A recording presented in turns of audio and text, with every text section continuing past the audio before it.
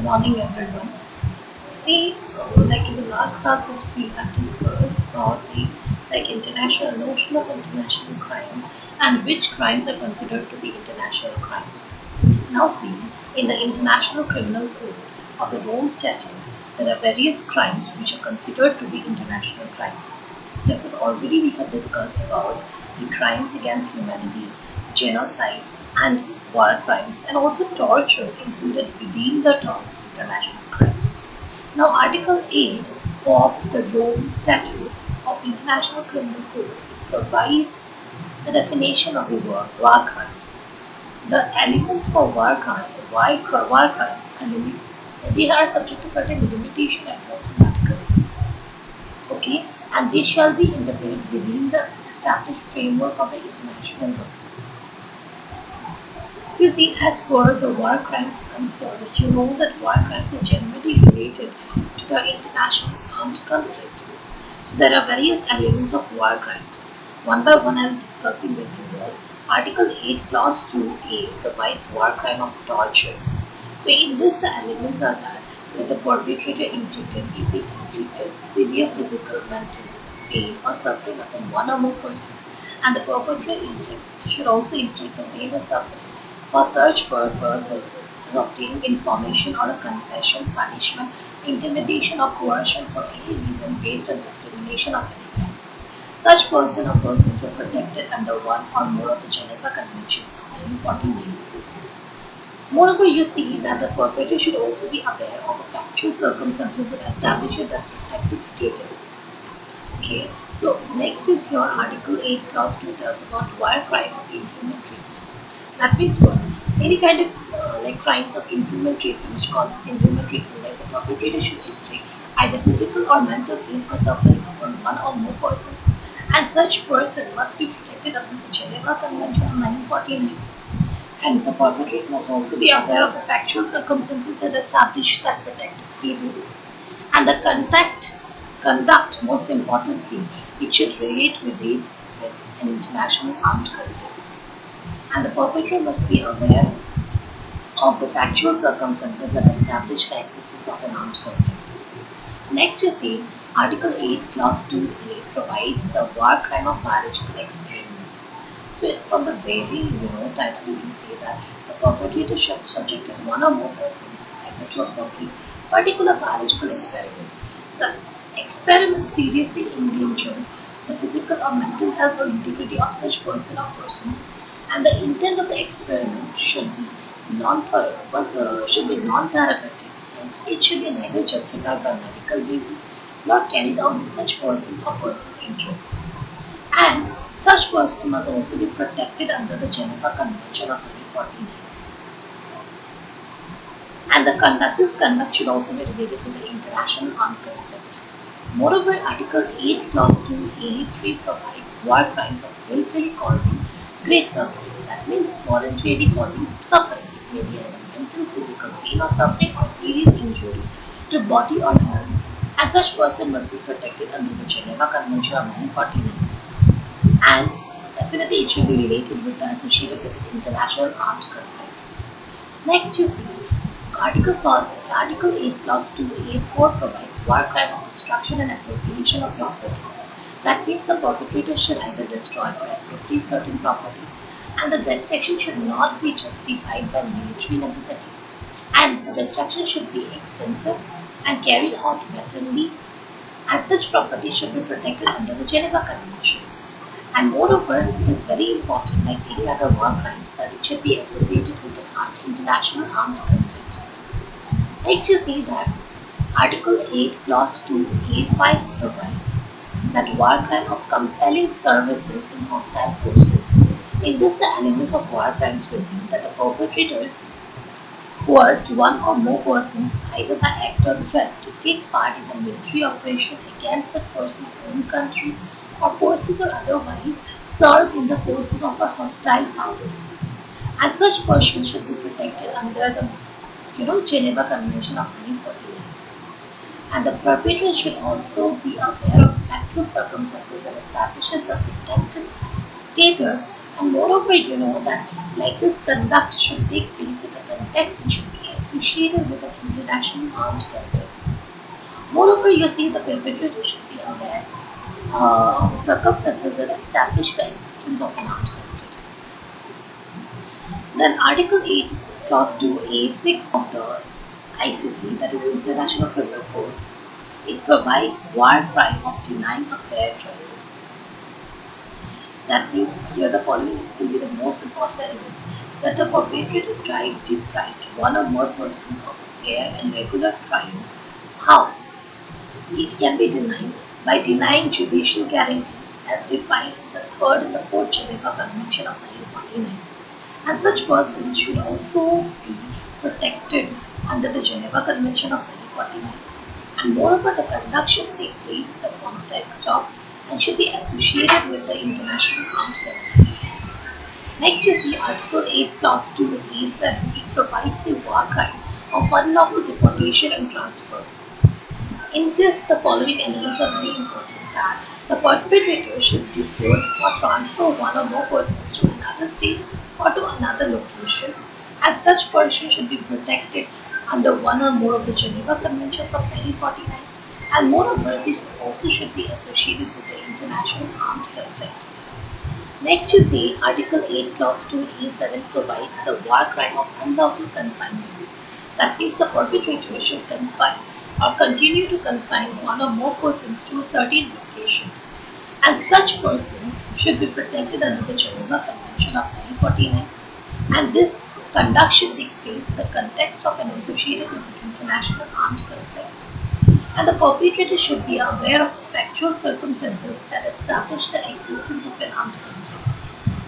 Next, you see Article 8, Clause 2A8 provides war crimes of taking hostages. That means what? The perpetrator should seize or detain or otherwise held hostage one or more person. The perpetrator should either threaten to kill, injure, or continue to detain such person or persons, and he should also intend to compel a state, an international organization, a natural or legal person, or a group of persons to act or refrain from acting as an explicit or implicit condition for the safety or the release of such person or persons. And thus person should also be protected under one or more of the Geneva Convention. And this conduct should take place in associated with the international armed conflict. Then only it will relate to the war crimes of taking hostages. Next, you see Article 8, Clause 2B. 1 provides the war crime of attacking civilian. As we know, crime against humanity is like attacking the civilian population. Here, war crimes of attacking civilians is also an international crime. And in this, these are the following important elements. Most important thing to know the prior is that it should be associated with an international armed conflict, and the perpetrator should direct an attack, and the object of the attack should be a civilian population as such, or individual civilians not taking direct part in the hostilities. Next, you see Article 8, Clause 2, Clause B provides war crimes of attacking civilian objects. As previously, you can see that they were attacking the civilian population. If the perpetrator attacked the civilian objects, that is like the objects which are not military objectives, that also it amounts to war crime of attacking civilian objects, and it should be clearly associated with an international armed conflict. Next, you see Article 8, Clause 2B. It provides war crime of attacking personnel or objects involved in a humanitarian assistance or peacekeeping mission. That means what? That the perpetrator should direct an attack.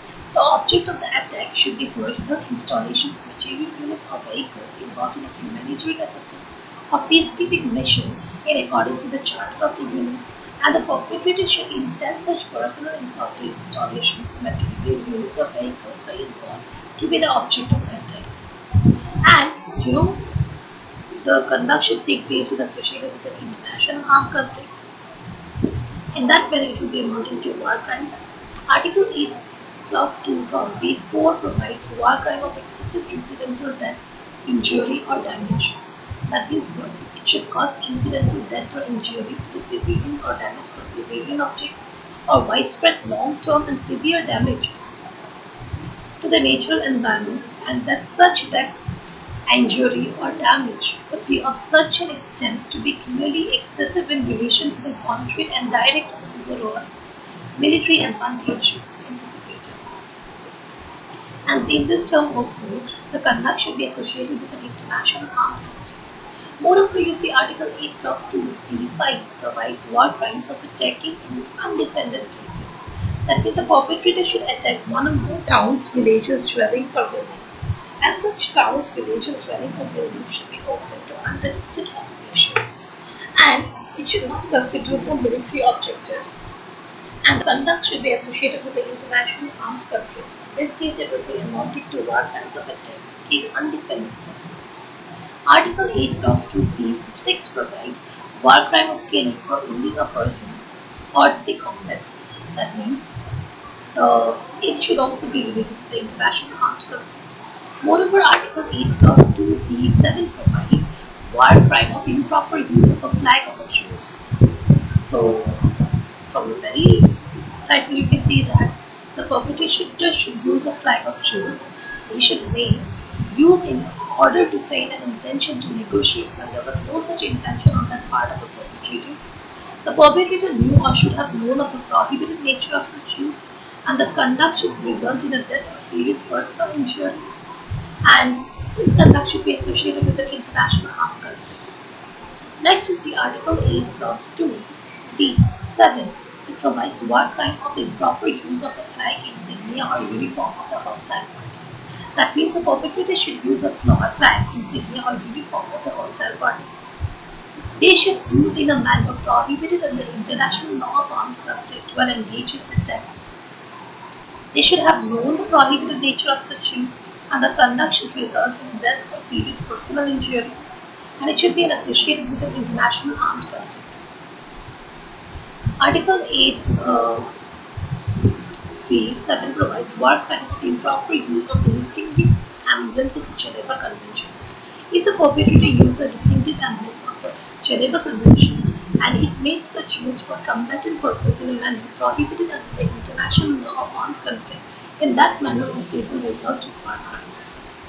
Article 8b, Clause 8 provides the transfer directly or indirectly by occupying power of parts of its own civilian population in its territory it occupies, or the deportation or transfer of all or parts of the population of the occupied territory within or outside this territory. But it should also be associated with the international armed conflict. In that manner, it will result into war crimes. Next, you see Article 8, Clause 2, Clause B9 provides war crime of attacking protected objects.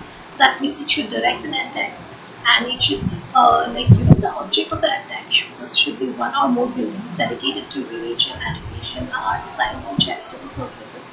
Historic monuments, hospitals, or places where the sick and the wounded are collected, which are not military objects, and it should be clearly associated with the international armed conflict. Article 8, Clause 2b 10 provides war crime of mutilation. Okay, there are various elements in this. That is, the perpetrator should subject one or more persons to mutilation, in particular by permanently disfiguring the person or persons, or by permanently disabling or removing an organ or appendage. And this conduct should either cause death or seriously endanger the physical or mental health of such person or persons. And the conduct should neither be justified with the medical, dental, or hospital treatment on the person or the persons concerned, nor carried out in such person. Now see Article 8 Clause 2b provides war crimes of medical or scientific experiments.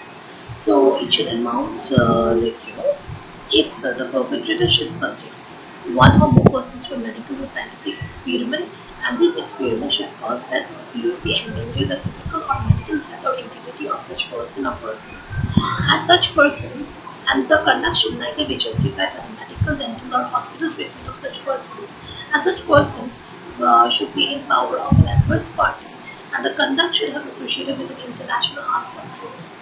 Article 8 Clause 2b provides the war crime of terroristic killing or wounding. That means what? If it amounts to killing or wounding, and it should be associated with the international armed conflict. Article 8 Clause 2b12 provides war crime of denying quarter. The perpetrator declared or ordered that there shall be no survivors, and should be associated with an international armed conflict. And such declaration should be given in order to threaten an adversary or to conduct hostilities on the basis that there shall be no survivor. In this case, also it will be amounting to war crimes. But there are various other war crimes like war crimes of destroying or seizing the enemy's property, then war crime of depriving the nations of the hostile power of the rights of the actions, war crimes of compelling participation in military operations. So you can see that there are different other war crimes which are mentioned in Article 8 of the International Criminal Code of the Rome Statute. Moreover, you see, like there are various characteristics of an international crimes. One by one I'll discuss with you. The very first is that it is a norm of such fundamental character that its violation attracts the criminal responsibility of an individual. As you know, in public international law, we concern mostly with nation states, but in the international criminal law, we focus mostly on the individuals. So you see, even in the international crime, as we consider, so it is a norm of such a fundamental character that its violation it attracts the criminal responsibility of the individuals. Moreover, you see that individual criminal liability exists at international law because in the public international law as a whole, we don't individuals are not responsible, or you can say we are not concerned with the individuals. But it is not so in the case of international crimes because individual criminal liability exists.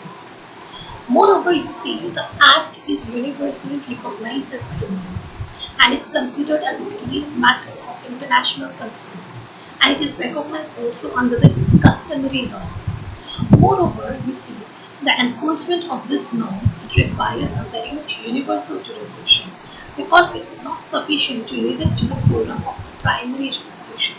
Because you see, there is one of the lacuna of the international law that there is no it lacks universality at one point of time because at many times the number of states it refrain from accepting or from ratifying it, and it doesn't reach its universality. Moreover, you see such an act the international crimes it endangers also international relations, peace and security. Okay, definitely it will hamper the peace and security. It's a criminal in nature. In this sense, the exercise of jurisdiction is not just for prosecution's sake, but to fulfill the broader objectives of contributing to international peace and security.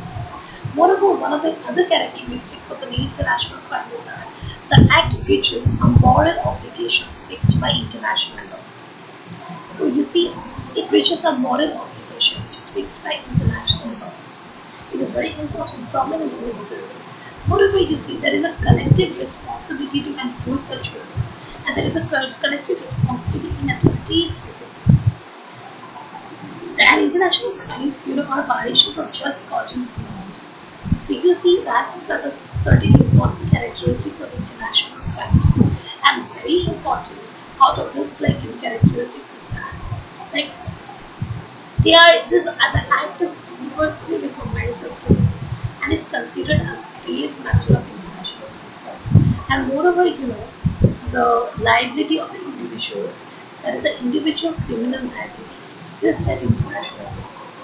So these are the very important characteristics of international crimes. And in the International Criminal Code, the Rome Statute provides the various international crimes. So as we have discussed already regarding the crime against humanity, and we have got genocide and war crimes, torture, aggression. So all these things are to be taken off.